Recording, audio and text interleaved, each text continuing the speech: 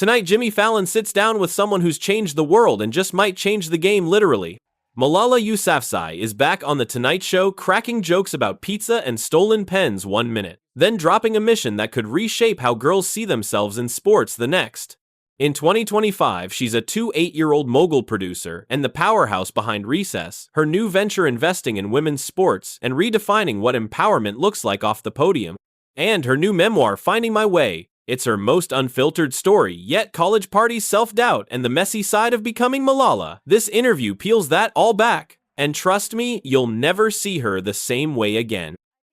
It's fun. I heard about the pizza here, so... Yes. Is it Joe's Pizza? Yes, Joe's. I like Joe's, The yes. queue was so long, like, I didn't get it, but... What? Yeah. Oh, I will go with you. It's my one goal on this trip. I think you're allowed to skip the line. Yeah, you're allowed, yeah. This playful back and forth instantly humanizes her. Fallon jokes that she should skip the line, and Malala giggles like any New Yorker in training. What's fascinating is how this lighter tone mirrors her 2025 press tour. In interviews with Vogue and The Guardian, Malala's been pushing to redefine how we see serious women. She's showing joy as a form of activism, that empowerment doesn't have to look solemn or scripted. Fans on TikTok have latched onto this side of her, remixing clips of her laughing on Fallon with captions like, "When world peace can wait, but Joe's Pizza can't." It's smart PR without feeling like PR, the kind that reminds us that Malala's influence now runs on both purpose and personality. I heard that you collect souvenirs of different places that you go. Yeah. But it's a certain type of souvenir. What do you collect? Pens. Yeah, and you collect them? Some people say the pens disappear. Some people say that I steal them, but people can say whatever. You steal people's pens? You have a lot of pens here. No, these are my pens. These are not. See, I would if be. they go missing. I would love to give you a pen. This is a pen. Yeah, don't check my bag. No, please. No, this is a gift. This is a gift from me to you. Please, it's my pen to you. Fallon sets up the bit and she runs with it. Mock scandal, deadpan delivery, the perfect comic rhythm. The world's youngest Nobel Peace Prize winner joking about stealing pens might sound trivial, but it's exactly the kind of levity that redefines her public image. She's no longer the symbol in a textbook. She's a quick-witted, self-aware woman with timing sharp enough for late-night TV. It's the same energy behind her new YouTube Originals documentary partnership announced in early 2025, focusing on everyday objects that spark change from school supplies to sports gear. She's turning humor into strategy, reminding audiences that even a pen or a playful jab can carry a revolution. I grew up in a conservative community in the north of Pakistan, and in those villages, sports is prohibited for girls. And I remember in our school recess time, the boys could go to the local playground while I had to stay behind with other girls, so we couldn't really play. And that's what I want to see differently. I want the recess time for girls to be the same as boys. They can play any sports, and that's why my husband and I launched this sports farm called Recess, and we are now investing in women's sports opportunities to really fill in the gap. Malala doesn't just want symbolic equality, she wants equal play. In her calm tone, you can hear decades of pent-up exclusion rechanneled into strategy. Recess isn't a charity project, it's an investment platform aiming to close the gender gap in sports by funding women-led teams, media, and athletic programs. According to Variety, September 2025, Recess has backed initiatives with the WNBA and women's cricket leagues in South Asia, spotlighting how sports can become a gateway to education and leadership. The company's slogan, Equal Play, Equal Pay, Equal Space, has gone viral on X and TikTok, turning into a rallying cry for young athletes worldwide. What's striking here is how Malala frames the issue not as a Western export of feminism, but as a universal right to joy. The girl once banned from school now funds playgrounds. I have been in this public eye for a very long time, and in college years, I grew as a person. I have talked about my friendships, love, mental health, and many other topics. So in college, it has been learning more about myself and really finding strength in those moments of vulnerabilities. So I hope that people enjoy reading this. Malala's no longer just speaking for others. She's finally narrating her own becoming. Her voice softens here, but it carries weight. It's rare for global icons to admit that college wasn't all polished speeches and straight A's. It was messy, emotional, and formative. That honesty threads through her new memoir, Finding My Way, which The Guardian called her most unguarded work, yet blending humor with heartbreak.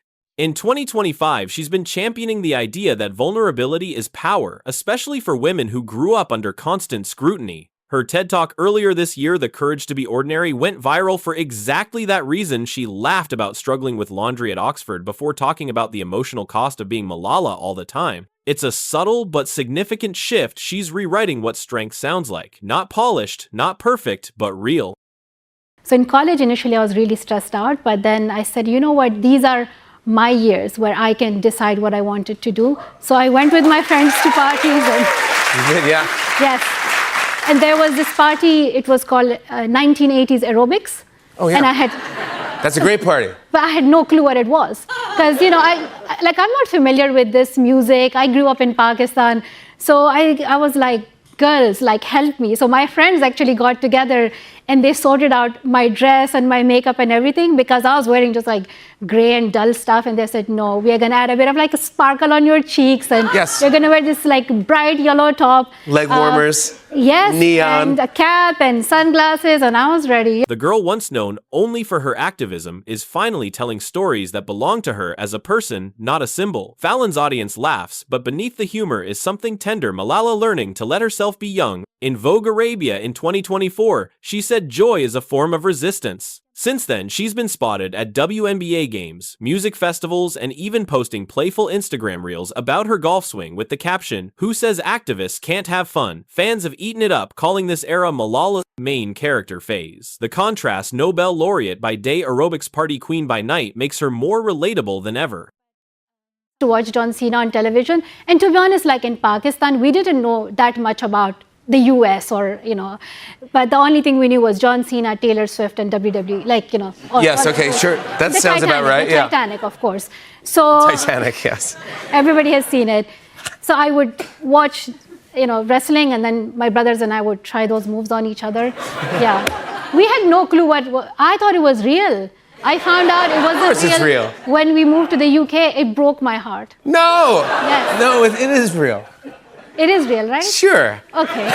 Picture it, the world's youngest Nobel Peace Prize winner, fangirling over John Cena and reenacting WWE moves with her brothers. It's an instant humanizer. Fallon laughs, the audience roars, and suddenly the girl who once faced global politics is reminiscing about Titanic and Taylor Swift. It's comedic gold, but it also signals something bigger. In 2025, she's producing a Netflix docuseries exploring how sports heroes shape identity across cultures. And yes, she recently joked that John Cena would make a great feminist ally. Even Taylor Swift sent her a signed vinyl during the Eras Tour World Edition last year after Malala's viral post about growing up with Fearless. These small bridges between pop and purpose make her message go mainstream. They tell young fans activism isn't an ivory tower, it's woven into the same culture you love.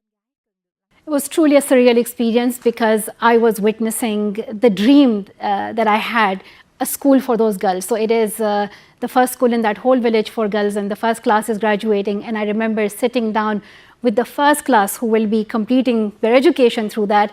And it was so rewarding because, you know, I was telling them that it's okay not to have all the answers, and I want you to have these experiences where, you know, it's excitement and it's nervousness and it's confusion. This is all part of your learning. It's not a soundbite, it's a generational payoff. The tone in Malala's voice here is softer, almost maternal. She's not preaching, she's mentoring. That balance between authority and empathy is what makes her message so timeless. In early 2025, Malala returned to Pakistan to personally attend that graduation ceremony, a moment captured in photos that flooded social media. Outlets like The Guardian and Dawn News highlighted how her Malala Fund has now supported education programs in over 20 countries with a renewed focus on girls in conflict zones. What's powerful is that she doesn't romanticize struggle, she normalizes uncertainty. That line, "It's okay not to have all the answers," hits especially hard in a generation constantly pressured to have a plan. You might inherit an identity and feel obliged to carry it, even as it crushes you. You may be certain of your path and have every step planned out. It's hard to imagine your allegiances, ambitions, and desires will ever change. But someday, when you didn't expect it, the river may rise and carry you away to a new place. You can try to fight it, swim upstream, cling to the rocks on the shore. It's safer to stay here, you think, to hold on to what I know and who I'm supposed to be. I had those thoughts too. Before I understood, we're always changing, always growing into an uncertain future. Let go, I wanted to say. Trust the water to hold you. Trust yourself to float. After all the laughs and lightness, Malala reads these words like a mantra, soft, certain, and profoundly reflective. It's more than a passage from her book, Finding My Way. It's a worldview. Trust the water isn't about surrendering, it's about believing that movement, even the unpredictable kind, is survival. It's an evolution from the girl who once demanded education as a right to the woman teaching growth as a process. Malala's line, "Trust yourself to float," has already been quoted by Time and Vogue, with fans online calling it the softest rebellion. It captures her entire ethos. Courage doesn't mean control, it means curiosity. If this deeper, funnier, stronger Malala surprised you, hit that like button because her story's just getting started. Comment below, what does trust the water mean to you? And don't forget to subscribe. We've got more behind the scenes breakdowns of powerful moments just like this one.